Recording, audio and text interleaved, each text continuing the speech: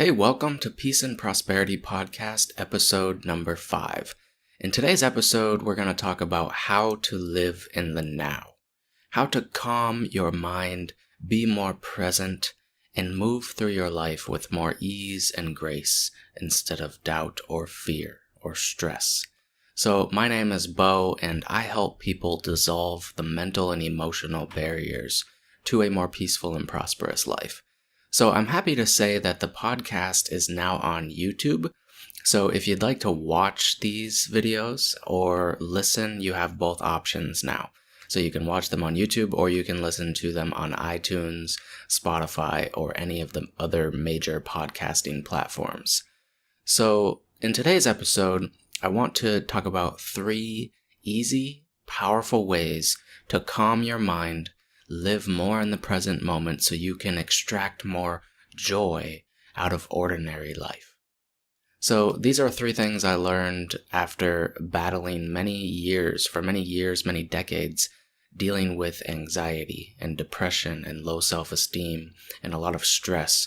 And it took me a long time, a lot of study, research, trial and error to really learn about these methods or strategies for calming that anxiety, relieving that stress and that tension and that pressure, and allowing myself to move towards what I want in life, but do it with much greater ease.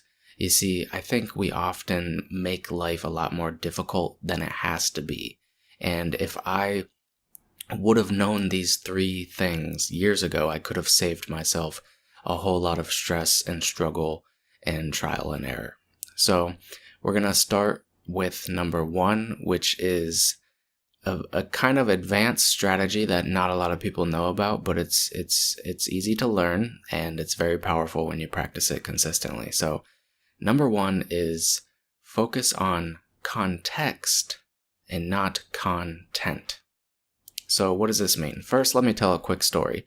Years ago, there was a study done that measured the brain waves of ordinary people, and then they measured the brain waves of Buddhist monks or people that had been meditating for many, many years. And they wanted to learn how these people's brains were operating and if they were operating in different ways. And they found that ordinary people had a brain that was operating in what's called the beta brainwave frequency range. The beta brainwave frequency ranges are associated with alertness, mild to high stress or anxiety levels, and it's the normal waking state of most people. And they found that ordinary people that they just pulled off the street lived their life at least 70% of the time in these beta brainwave frequencies. So most people are living in a semi or high level of stress most of their waking hours. But then they had these Buddhist monks, these experienced meditators, and they found their minds were very different. Their minds didn't operate most of the time in the beta brainwave frequency ranges, but these experienced meditators operated closer to the alpha brainwave frequency ranges. Alpha brainwaves are associated with positive emotions, gratitude, joy, contentment, peace of mind, creativity, relaxation. So they found that these Buddhist monks could very easily go into these alpha brainwave states where they felt very relaxed, calm, grateful, and they felt these positive emotions, and they could basically do this at will. These experienced meditators could, in a split second, just change the way that their mind was focusing and put their brains from the beta into the alpha. So they basically had control over their emotional state of being. And they wanted to see if they could teach ordinary people how to do the same thing. So they taught these people a bunch of different meditation techniques. They taught them to focus on their breath, to focus on a mantra, or just watch their thoughts and feelings and these different meditative techniques. And they found that no matter how many techniques they tried to teach these people, it was still very, very difficult for them to get their brainwaves into the alpha frequencies where they felt calm and relaxed and happy and grateful and these positive emotions. And so they quizzed these Buddhist monks a little more and these experienced meditators, and they really wanted to figure out, like, what are you doing? Like, they would have these, things attached to this person's brain, and they'd be measuring their brainwaves in real time. And suddenly they would see the brainwaves switch into alpha. And then as soon as that switch happened, they would ask the person, the meditator or the monk, they would ask them, what did you do just then? Like, we saw that happen in real time. Your brain went into alpha. And then they would ask them, like, what are you doing to do that? Like, how are you making that happen? And they eventually realized that what these people were doing was something that I call contextual focus, or it's sometimes called open focus. And there's a really good book about this. It's called The Open Focus Brain. And that's where I got this story from. I might not be telling this story exactly accurate. It was a while ago that I read this book, but this is the basic gist of it. So they found out that these meditators were focusing their mind in a different way than ordinary people were most of the time. And these meditators could change the way that their mind was focusing and instantly put themselves into a more relaxed state where they're more present, more calm, and they're living in the now. Their mind isn't racing. It's not living in the past or the future. Their mind is present and calm. And the way that they do that is by switching their focus from content to context. So let's give a quick analogy of what this would look like maybe in your waking ordinary life. So content is like the things around you in the room, the objects, a table, a chair, a couch, a cup, and all these things in your environment, right? When the mind looks at the world, when you look at your environment, your mind generally focuses on content. If it points out objects, it looks at things and people and trees and buildings and cars, and the mind sees all this content, all these things, and that is what the mind is focused on most of the time. But did you know there's actually a different way to focus? You don't actually have to focus on things in your world around you. You can focus on the context that makes those things possible. So the context that makes the content possible. So what does that mean? Basically, the context would be like the empty space that surrounds all things. So instead of focusing on the content, the things and the objects in your environment, try focusing on the empty space that surrounds all things. And you'll notice when you do this that your mind instantly has to relax and open its focus. So this is what's called open focus or contextual focus. It's where you're still seeing the things, but you're seeing them all simultaneously without focusing on one thing in particular. So it's sort of like using your peripheral vision. You're seeing everything, but your mind isn't focused on anything. It's just focused on the whole picture. So it's sort of like focusing on the empty space that surrounds all things rather than the things themselves. And this is a way of focusing your mind that puts your brain into these alpha brainwave frequency ranges that are associated with more positive emotions and relaxation and a feeling of peace. And it's also conducive to creativity, creative states of mind. And this is one way to do it with your eyes open. So you could focus on the empty space and practice relaxing your attention so that it's not focused on an object, but it's focused on everything simultaneously, and you're just aware of the empty space that surrounds all things. So that's one way to do it, and you can do that with your eyes open, and that's very convenient actually, because this means you can basically go through your whole life in a meditative state, and you can maintain a calm, relaxed state of consciousness even while you're walking through the ordinary world and doing your daily activities. You might not be able to do it at first all the time, because there's certain things that we have to focus on. You might not want to do this while you're operating heavy machinery or while you're driving a car or something like that. But it can be done while you're doing chores or while you're brushing your teeth or while you're in the shower or while you're washing the dishes. It can be done during most activities in life, just relaxing your focus and focusing on not your thoughts and feelings, but focusing on the empty space around you in your environment. So that's one way to do it.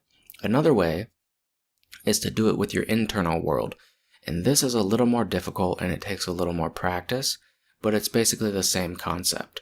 So instead of focusing, how most people do, on all your thoughts and feelings and your worries and your doubts and the past and the future and other people, instead of thinking about all these things and focusing on your thoughts and feelings, focus on the silence within you that those thoughts and feelings come out of. So there has to be a place of silence within you, because if there wasn't, then you wouldn't be able to even know that you're thinking or feeling something. It's like sound. You can't hear sound unless it's on a backdrop of silence. There has to be some silence in the background, otherwise you wouldn't be able to hear the sound. So think of white noise, like static white noise. If all you can hear is white noise and then a pin drops in the room, you're not going to hear the pin drop, right? But if the room was completely silent, if you're in an empty stadium and the pin drops and there's no other sound but that pin, then you can hear it very clearly, right? It's because it's on the backdrop of silence. So a lot of people are out of touch with this silence within them because their mind is going so fast and they have so many thoughts and feelings that it's like this static white noise and they can't hear the silence. So this takes practice. You have to start practicing becoming aware of the silence within you and ignoring all the noise. Don't put so much importance on your thoughts and feelings, but try to access the silent space that comes before a thought or feeling. The part of you that is just silent and aware.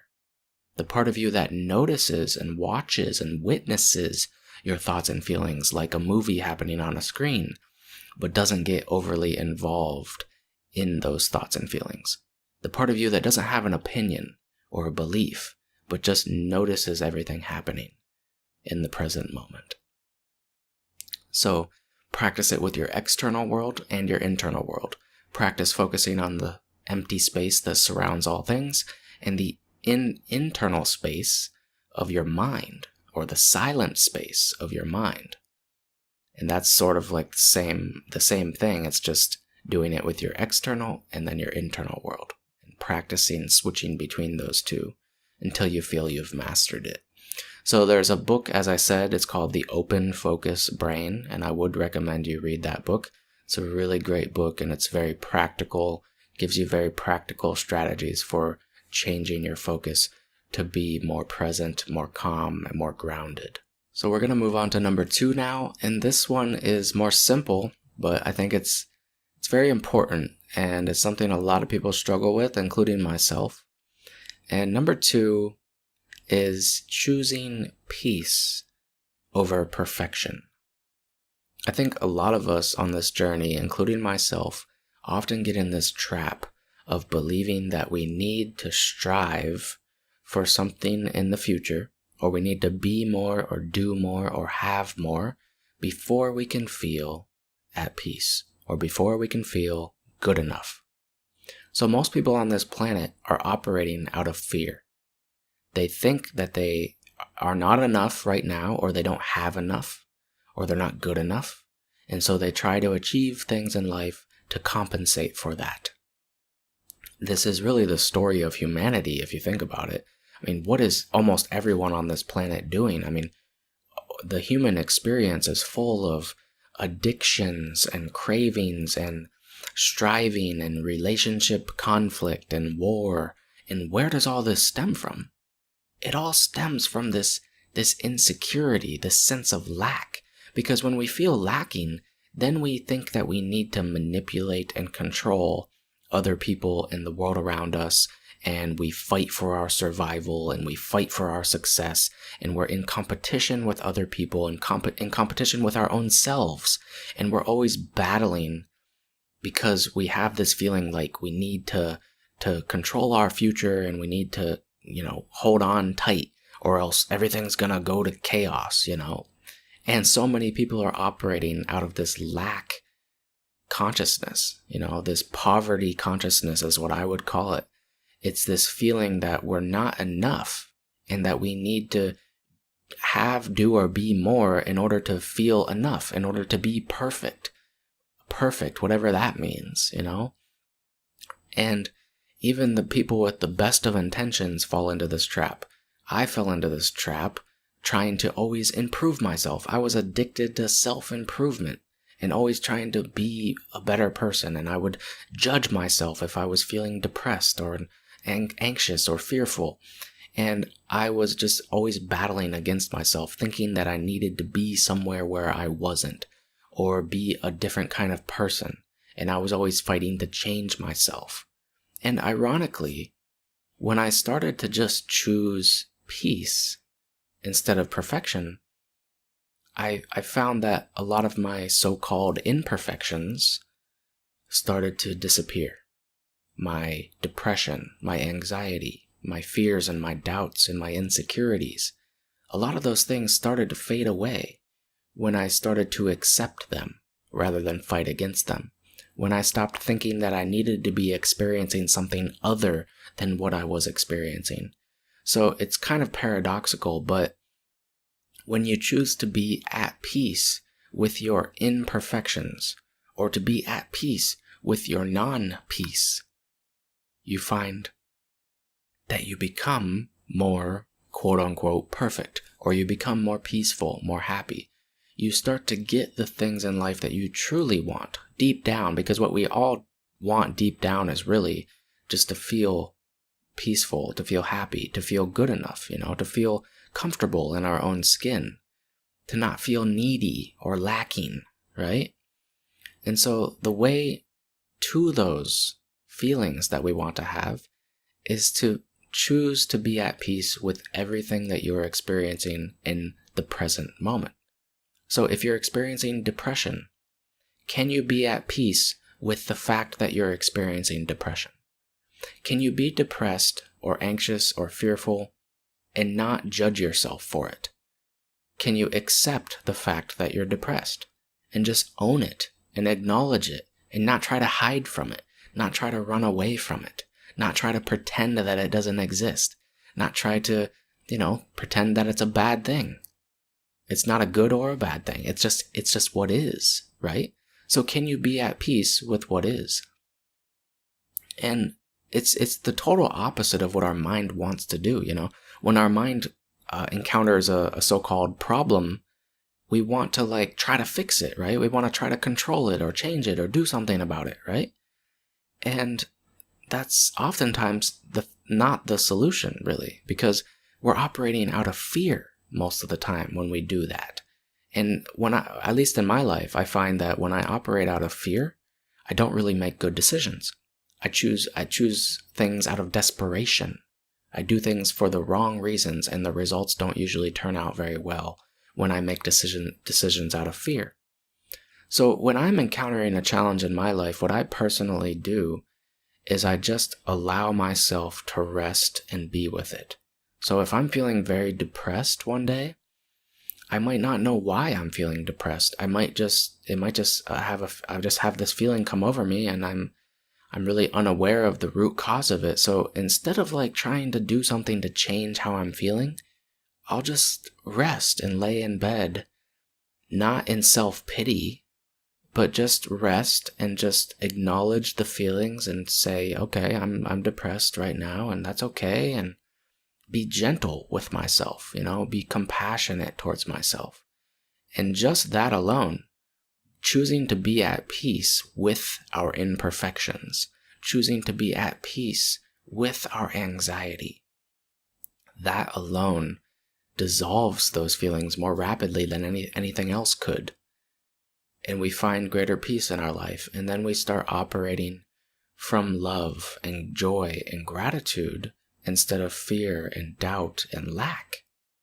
And then what I found is that it just brings greater results in life. The more I accept my imperfections, the more I'm at peace with my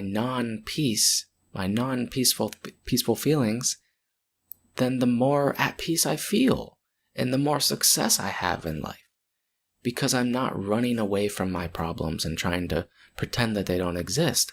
I'm looking at them directly.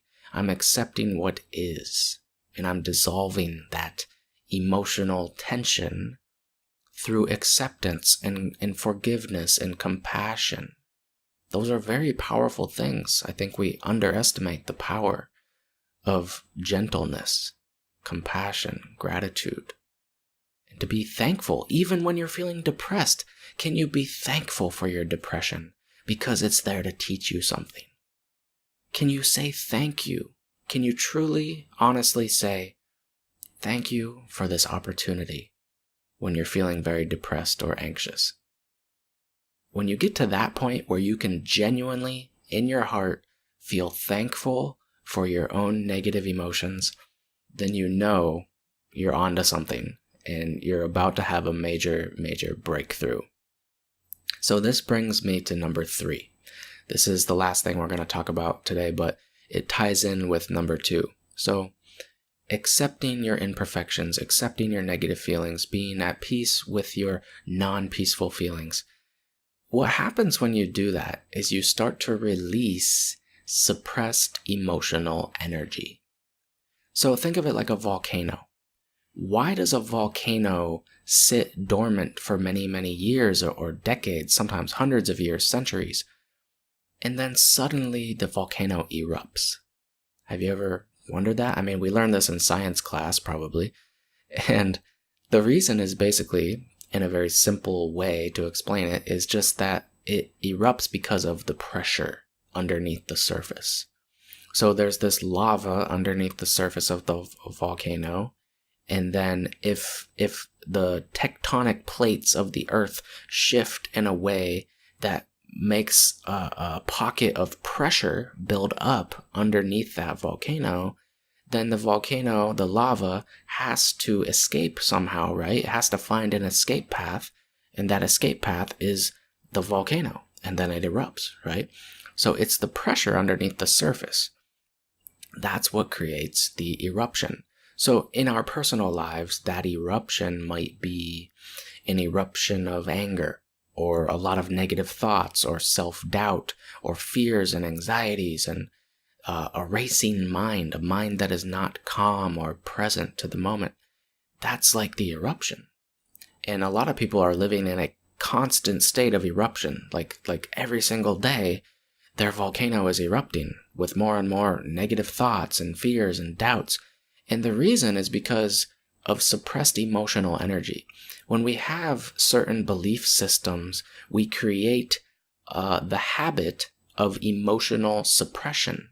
When we don't allow ourselves to experience our negative emotions, when we don't accept them, when we judge ourselves, or we think we're bad or we're not good enough and we need to be something more than we are, when we have all these judgmental thoughts towards ourselves, that creates the habit of emotional suppression because we don't want to feel our negative emotions. So what do? We push them down.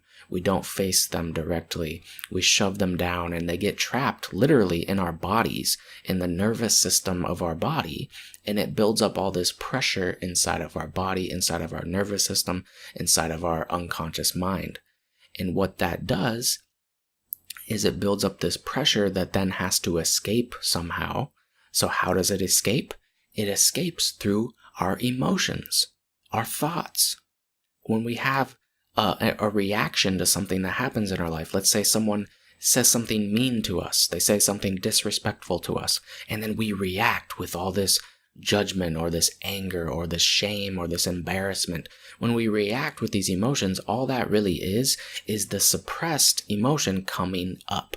So if we've suppressed anger for our whole life, and we've suppressed it over and over again for decades and decades, then that anger can be easily triggered by someone else because it's within you. The only reason that you feel angry when someone says a certain thing to you is because that anger already lives within you. If you didn't have any suppressed anger within you, then nothing anyone said could make you feel angry. That's a hard truth for some people to grasp, because people want to blame the other person. They want to say, no, you made me angry. You're the reason that I'm this way. It was your fault, right? It takes a lot of self-honesty to say, no, I'm angry because I'm full of anger. I'm prideful because I'm full of pride. I'm anxious because I'm full of fear, right? Take responsibility for it. That doesn't mean blame yourself or judge yourself, because that will just suppress it more and make you feel worse about it. It's just about honesty and awareness, being aware of the truth and not denying it or projecting it onto someone else. So when we accept it about ourselves, when we own the truth about ourselves, and we don't deny it or blame someone, what that does is it starts to release that suppressed emotional energy. It releases it in a healthy way, rather than through emotional outbursts or all these crazy thoughts of fear and lack and self-doubt. It releases it in a more gentle way. That emotional energy starts to release the more you accept your feelings, and the more you're at peace with your non-peace, the more you're accepting of the things that you find unacceptable. Can you accept what you find unacceptable? Can you be at peace with your fear? I mean, it sounds totally crazy to some people, and it sounds like, how could that possibly work? Because what we're doing almost all the time is trying to escape our feelings and fight against them and change and control things in our life to try to make ourselves feel better. When really the answer is just acceptance, love, gratitude, peace, awareness, honesty. These are qualities that we must develop within ourselves. And the more we do that, the more we develop those qualities, the more gentle we become with ourselves, the more accepting we are of ourselves, the more and more we find that we are already perfect, and that there is already peace within all of us, and that we don't have to strive for it or search for it outside of ourselves, that it's already there at the core of who we are. And all we have to do is let go of all the things that are hiding it from us. So that's today's episode. I hope you found it helpful. Be sure to subscribe, and if you want more free training and tools from me personally, then you can go to my website, perfectlyatpeace.com, and I have a free course there for you and some other resources. And yeah, just subscribe to the podcast if you enjoyed this, and let me know if you have any questions that you want me to answer in future episodes. Just let me know. I'll be doing Q&As occasionally on these podcasts and helping you out in any way that I can. Hope you've enjoyed hearing my thoughts today, and I'm looking forward to sharing more with you in next week's episode. So again, my name is Bo, and my website is perfectlyatpeace.com if you want to learn more, and I'll see you in the next one. Much love.